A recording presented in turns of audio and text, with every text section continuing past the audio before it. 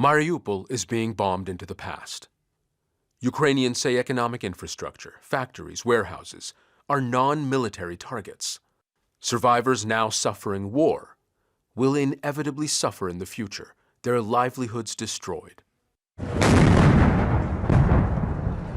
On the ground, Russia's Chechen soldiers, hardened fighters, continue to push on residential areas and suburbs. Waiting to meet them may be Ukrainian volunteers like these men. Actors, singers, artists, all defending their home. So far, all people are volunteers, who basically never had a gun in their hands, never served in the army. They never thought that they would have a gun in their hands.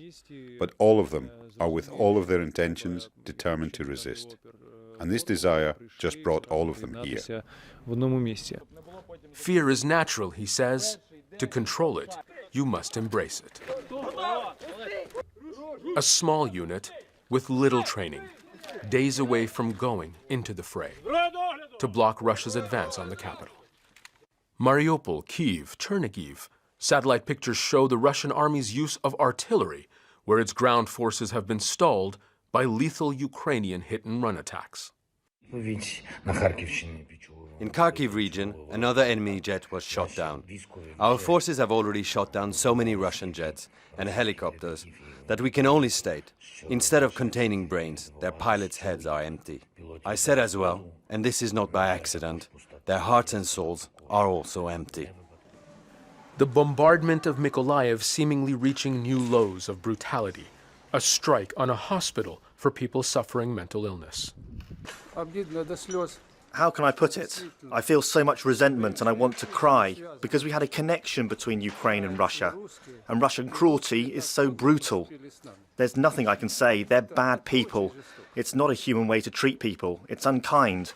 I'm just speechless. Not even a month into the war, the UN World Health Organization says 500,000 of the refugees from Ukraine who fled into Poland have problems with their mental health. The pace and the scale of this crisis is unprecedented, as is the strain on the people living it. With the number of refugees now, about half of them, about 500,000, require support for mental health disorders due to the conflict, and about 30,000 with severe mental diseases.